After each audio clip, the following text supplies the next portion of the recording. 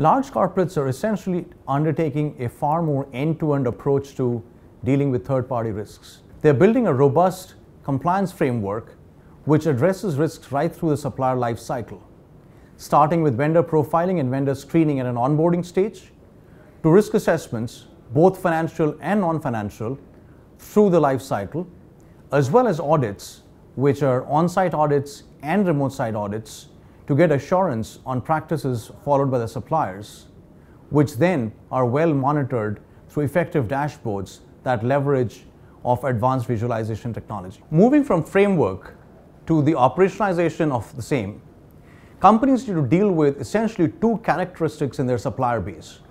One, a far greater geography diversification. Two, a far more stratified base from a spend level perspective.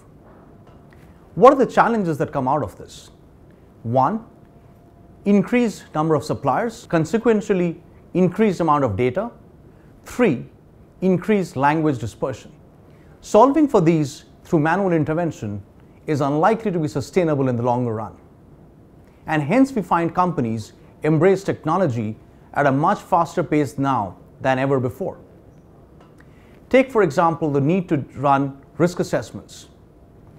Workflow tools allow companies to send out questionnaires, be it audit questionnaires or risk assessment questionnaires, both financial and non-financial, to a much larger supplier base, far more faster, and track them a lot more effectively.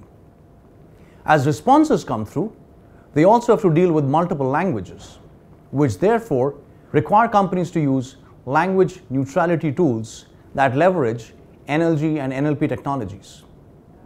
Further, companies also have to recognize that as they do vendor screening, which is an essential part of supplier risk management, on a supplier base of about 20,000 suppliers, they could end up with alerts ranging from 150,000 to 200,000.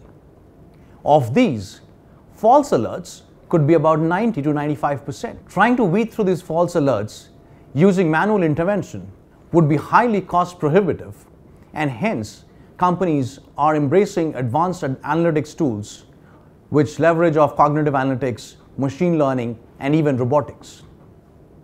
At an overall level, as companies deal with a far more complex third-party risk management environment, it's evident manual interventions are not going to be sustainable longer term, and faster they embrace digitization and digital technology, more likely that they'll be better at this and more effective.